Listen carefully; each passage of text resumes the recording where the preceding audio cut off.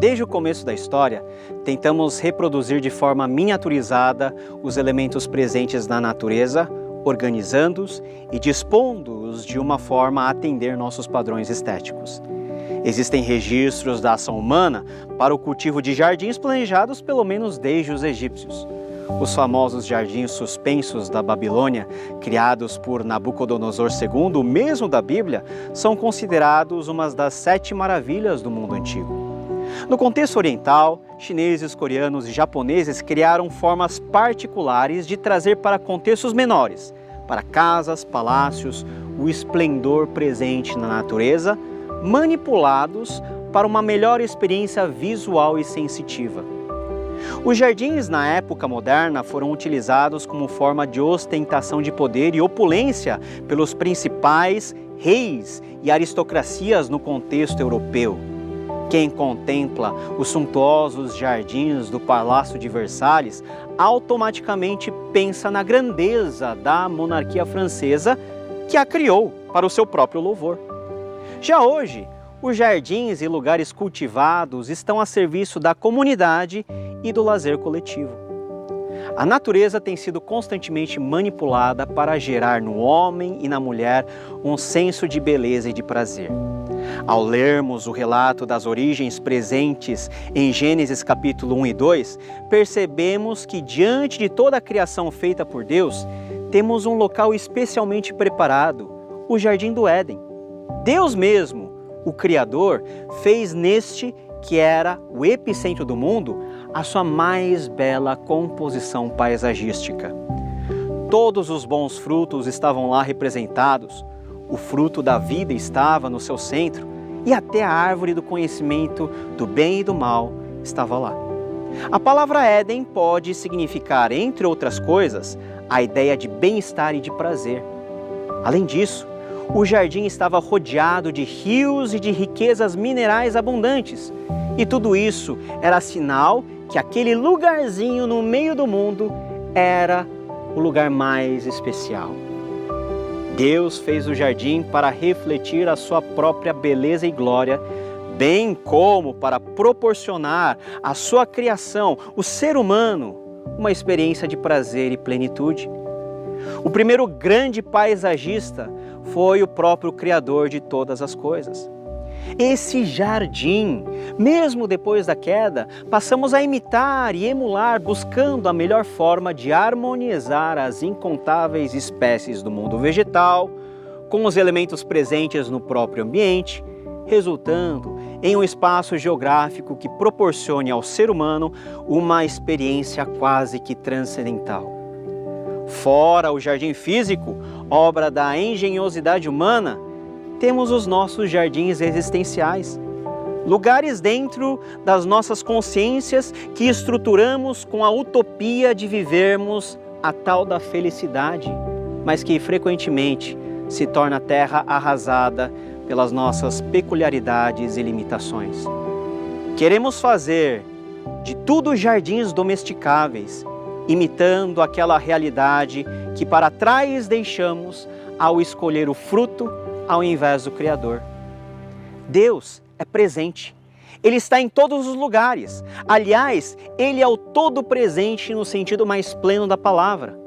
Transcende lugares geográficos, todas as referências temporais e qualquer tipo de contingência inerente à criação. Afinal, Ele é o Criador. Entretanto, habitando em todos os lugares, o Jardim do Éden teve como objetivo ser um lugar de presença e habitação especial desse Deus junto com o ser humano feito à sua imagem e semelhança. O Jardim do Éden não fora criado porque o Senhor precisava de um lugar para habitar. O Éden é um ato de graça, de um Deus que se amolda na miniaturização da sua glória na medida que o ser humano possa contemplá-la sem ser fulminado. Éden é prazer, mas a graça de um Deus que não tem dificuldades em se amoldar às limitações das suas criaturas e se fazer presente. Aquele que é todo presente nos tempos e momentos pontuais da sua criação. O Éden, o lugar mais lindo da criação, fora o palco ideal para o encontro e relacionamento de Deus, o Criador, com a sua feitura mais nobre e representativa. Era o templo cósmico, o lugar mais sagrado de todos. Templo ou santuário são recintos especialmente desenvolvidos para serem o locus do contato dos céus com a terra, o ponto de interseção e contato da realidade divina com o cotidiano humano. Toda religião tem seu templo, mas cada templo erigido por almas sequiosas pelo transcendente, na verdade, sem saberem, expressam sua saudade daquele lugar do encontro perdido no tempo. Perdido, mas não de forma irreversível. Distante, mas não ao ponto de Deus não poder entrar em nossa história e fazer dele mesmo, do seu Filho Jesus, o ponto de contato derradeiro entre o Criador e a criatura redimida. O jardim é o ponto inicial da história. Não fora feita para ser uma cidadela isolada de todo o restante da criação. O jardim, aquela organização estética perfeita presente no Éden, na verdade deveria ser expandido. E assim, o jardim deveria ser ampliado e levado a todos os 4 cantos do mundo.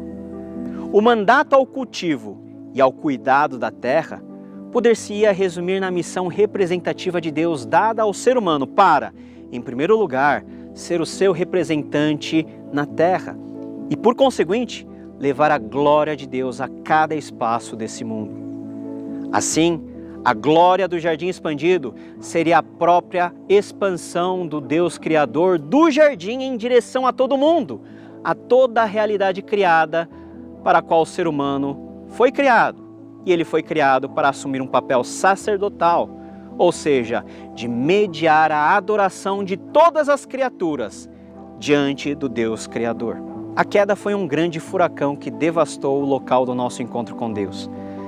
Fomos expulsos do jardim em direção a uma terra árida, hostil de ser cultivada.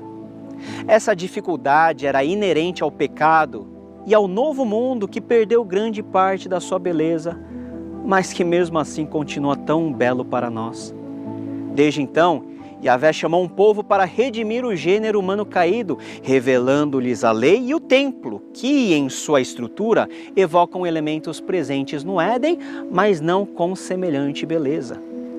Por mais belos que fossem os templos no deserto ou aquele erigido por Salomão, não poderiam se comparar ao Éden, da qual tentaram emular, mas sem sucesso. A vinda de Jesus, aquele que o apóstolo João vai chamar de o verdadeiro templo, nos faz olhar para a realidade de que em Cristo a presença de Deus não mais está restrita a um lugar físico determinado.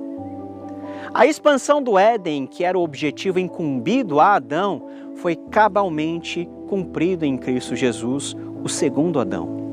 Antes, o ser humano deveria achegar-se com temor ao santíssimo lugar no templo, uma miniatura do Éden, para lá expiar seus pecados.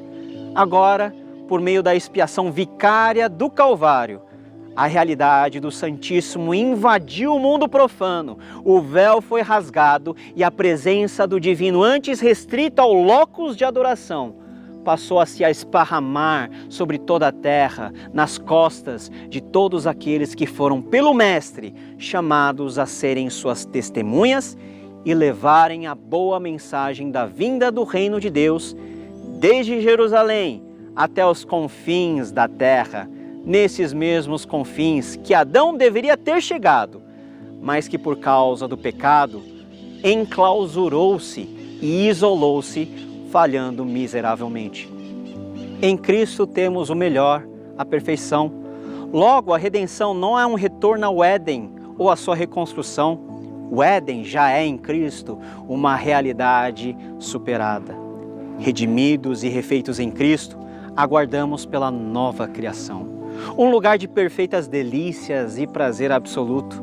Deus, ao recriar seus filhos e filhas por meio da obra da cruz em Cristo, também reservou um dia e hora para recriar todas as coisas. Assim que, se alguém está em Cristo, nova criatura é, as coisas velhas já passaram, eis que tudo se fez novo. Os novos céus, a Nova Jerusalém não será mais um jardim que domestica a beleza da natureza e a glória de Deus refletida nela. Não, o cosmos será refeito para a habitação do povo redimido. Será todo ele um lugar de perfeita estética, harmonia plena e presença perene do Criador em meio à sua criação. Viveremos a perfeição, superaremos o provisório. Não mais teremos que nos contentar com a miniatura. Viveremos dias em que o protótipo será a realidade absoluta. Aquilo que em parte conhecemos, veremos na plenitude. Aguardamos o dia em que a miniatura do jardim seja ela toda a realidade. A ressurreição do corpo, conforme afirmamos em nosso credo, é a indicação que, para além da morte, viveremos a verdadeira vida, mais plena e real do que aquela que ora vivemos. Esperamos por tempos novos, em que já não teremos a opção da feiura ou da mácula, do pecado ou da impiedade presente. Naquele novo mundo, como diria Agostinho, non posse peccare, não poderemos mais pecar. Felicidade será consumada. Naquele novo reino recriado por Deus para ser o templo cósmico e definitivo, o todo será o jardim e o jardim será o todo. Deus habitará no meio do seu povo e onde Deus está presente, temos a garantia de ser o lugar mais belo que existe. O segundo livro que mais cita a palavra jardim na Bíblia é Cantares de Salomão. O jardim é o palco do amor do rei e da sulamita. Essa relação, ainda que no sentido mais imediato seja uma ode à pureza do amor humano, também é uma miniatura e uma antevisão do encontro que teremos com Jesus, o amado das nossas almas. Encontro tão real de uma igreja glorificada em um lugar glorioso. Por fim, não somente viveremos numa realidade do jardim cósmico de Deus, mas nós mesmos seremos o jardim do cuidado particular do Senhor.